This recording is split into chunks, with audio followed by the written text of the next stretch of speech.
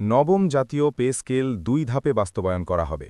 আজ প্রধানমন্ত্রীর নেতৃত্বে অনুষ্ঠিত এক গুরুত্বপূর্ণ বৈঠকে এই সিদ্ধান্ত নেওয়া হয়েছে বলে জানিয়েছেন অর্থমন্ত্রী। নমস্কার। সরকারি চাকরিজীবীদের গুরুত্বপূর্ণ এই আপডেট নিয়ে আজকের ভিডিওতে আপনাদের সবাইকে স্বাগত। আপনি যদি নবম পে স্কেলের সর্বশেষ খবর সবার আগে জানতে চান, তাহলে এখনই ভিডিওটিতে একটি লাইক দিন এবং আমাদের চ্যানেলটি সাবস্ক্রাইব করে রাখুন। দীর্ঘদিন ধরে বাংলাদেশের লাখো সরকারি কর্মকর্তা-কর্মচারী নতুন পে স্কেলের অপেক্ষায় ছিলেন। ২০১৫ সালে অষ্টম জাতীয় পে স্কেল কার্যকর হওয়ার পর প্রায় এক দশক কেটে গেছে। এই সময়ের মধ্যে দেশের অর্থনীতি, বাজার পরিস্থিতি এবং জীবনযাত্রার ব্যয়ে বড় ধরনের পরিবর্তন এসেছে। দ্রব্যমূল্যের ঊর্ধ্বগতি, বাসা ভাড়া বৃদ্ধি, চিকিৎসা ও শিক্ষার ব্যয় বেড়ে যাওয়ায় অনেক সরকারি কর্মচারীর জন্য পুরনো বেতন কাঠামো দিয়ে সংসার চালানো কঠিন হয়ে পড়েছে। এই বাস্তবতা থেকেই নতুন পে স্কেলের দাবি ক্রমশ জোরালো হয়ে ওঠে। এই প্রেক্ষাপটে প্রধানমন্ত্রীর সভাপতিত্বে একটি উচ্চ পর্যায়ের বৈঠক অনুষ্ঠিত হয়। বৈঠকে উপস্থিত ছিলেন অর্থমন্ত্রী, প্রতিমন্ত্রী এবং সরকারের বিভিন্ন গুরুত্বপূর্ণ দপ্তরের নীতি নির্ধারকরা। এই বৈঠকেই মূলত নবম জাতীয় পে স্কেলের বাস্তবায়ন পদ্ধতি নিয়ে বিস্তারিত আলোচনা হয়। বৈঠক শেষে সাংবাদিকদের সঙ্গে কথা বলেন অর্থমন্ত্রী। তিনি জানান, দেশের বর্তমান অর্থনৈতিক বাস্তবতা বিবেচনা করে সরকার একসাথে পুরো পে স্কেল বাস্তবায়ন না করে ২ ধাপে কার্যকর করার সিদ্ধান্ত নিয়েছে। অর্থমন্ত্রী বলেন, বর্তমানে সরকারের সামনে অনেক বড় অর্থনৈতিক দায়িত্ব রয়েছে। উন্নয়ন প্রকল্প বাস্তবায়ন, সামাজিক নিরাপত্তা কর্মসূচি এবং বিভিন্ন গুরুত্বপূর্ণ খাতে ব্যয় বৃদ্ধি পাচ্ছে। এই পরিস্থিতিতে একসাথে পুরো পে স্কেল বাস্তবায়ন করলে সরকারের আর্থিক ব্যবস্থার উপর অতিরিক্ত চাপ পড়তে পারে। এই কারণেই বাস্তবতার আলোকে সরকার ধাপে ধাপে নতুন বেতন কাঠামো বাস্তবায়নের পরিকল্পনা করেছে। তিনি আরও জানান, প্রথম ধাপে সরকারি চাকরিজীবীদের বেসিক বেতনের একটি বড় অংশ সমন্বয় করা হবে। এছাড়াও কিছু গুরুত্বপূর্ণ ভাতা এবং নির্দিষ্ট সুবিধা প্রথম ধাপেই কার্যকর করা হতে পারে। পরবর্তীতে দ্বিতীয় ধাপে বাকি সুবিধাগুলো ধীরে ধীরে যুক্ত করা হবে। এই পদ্ধতির মাধ্যমে সরকারি কর্মচারীরা নতুন পে স্কেলের সুবিধা ধাপে ধাপে পেতে শুরু করবেন এবং একই সঙ্গে রাষ্ট্রের অর্থনৈতিক ভারসাম্য বজায় থাকবে। বৈঠকে প্রধানমন্ত্রীও এই বিষয়ে গুরুত্বপূর্ণ বক্তব্য দেন। তিনি বলেন, সরকারি চাকরিজীবীরা দেশের প্রশাসনিক কাঠামোর অন্যতম প্রধান ভিত্তি। তাদের দক্ষতা, সততা এবং পরিশ্রমের ওপর নির্ভর করেই দেশের প্রশাসনিক কার্যক্রম পরিচালিত হয়। তাই তাদের জীবনমান উন্নত করা এবং আর্থিক নিরাপত্তা নিশ্চিত করা সরকারের দায়িত্বের মধ্যেই পড়ে। প্রধানমন্ত্রী আরও বলেন, যদিও নতুন পে স্কেল ২ ধাপে বাস্তবায়ন করা হবে, তবুও এবারের পে স্কেলে বেশ কিছু গুরুত্বপূর্ণ পরিবর্তন আনা হয়েছে।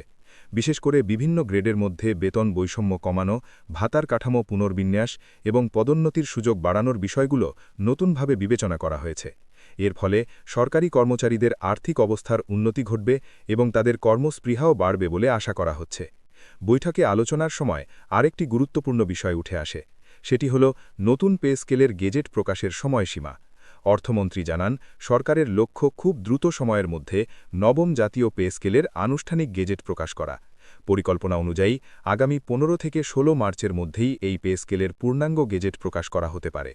গেজেট প্রকাশের মাধ্যমে নবম পে স্কেল বাস্তবায়নের আনুষ্ঠানিক প্রক্রিয়া শুরু হবে।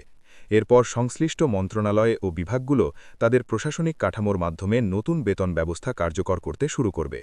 অর্থ মন্ত্রণালয়ের কর্মকর্তারা জানান, নতুন পে স্কেল তৈরির সময় দেশের সামগ্রিক অর্থনৈতিক অবস্থা, মূল্যস্ফীতি, সরকারি রাজস্ব আয় এবং ভবিষ্যৎ অর্থনৈতিক পরিকল্পনার বিষয়গুলো বিশ্লেষণ করা হয়েছে। এই কারণেই নতুন বেতন কাঠামোকে দীর্ঘমেয়াদে টেকসই করার দিকে গুরুত্ব দেওয়া হয়েছে। অন্যদিকে সরকারি চাকরিজীবীদের বিভিন্ন সংগঠনও এই সিদ্ধান্তকে ইতিবাচক হিসেবে দেখছে। তাদের মতে, দীর্ঘদিনের অপেক্ষার পর নতুন পে স্কেল বাস্তবায়নের পথে এগিয়ে যাওয়া একটি বড় অগ্রগতি।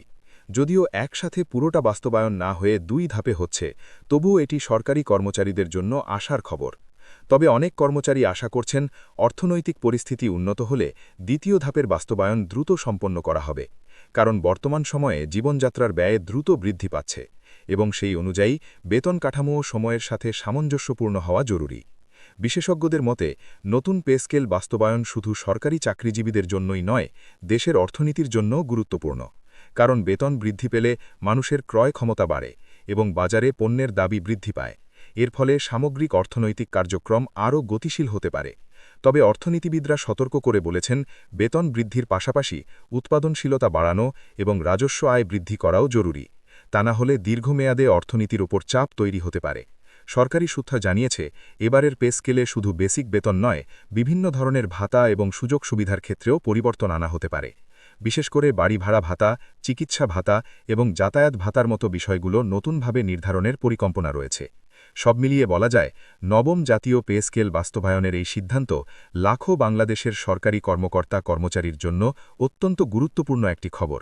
যদিও এটি 2 ধাপে বাস্তবায়ন করা হবে, তবুও সরকার আশা করছে এর মাধ্যমে প্রশাসনের কার্যকারিতা বাড়বে এবং সরকারি কর্মচারীদের জীবনমান উন্নত হবে।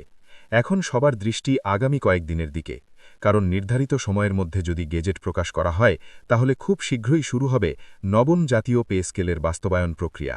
আর সেটি কার্যকর হলে দেশের লাখো সরকারি চাকরিজীবীর জীবনে শুরু হতে পারে নতুন এক পরিবর্তনের অধ্যায়। নবম পে স্কেল সংক্রান্ত আরও আপডেট জানতে আমাদের সাথে থাকুন। ভিডিওটি ভালো লাগলে অবশ্যই লাইক দিন, শেয়ার করুন এবং চ্যানেলটি সাবস্ক্রাইব করে রাখুন। ধন্যবাদ সবাইকে।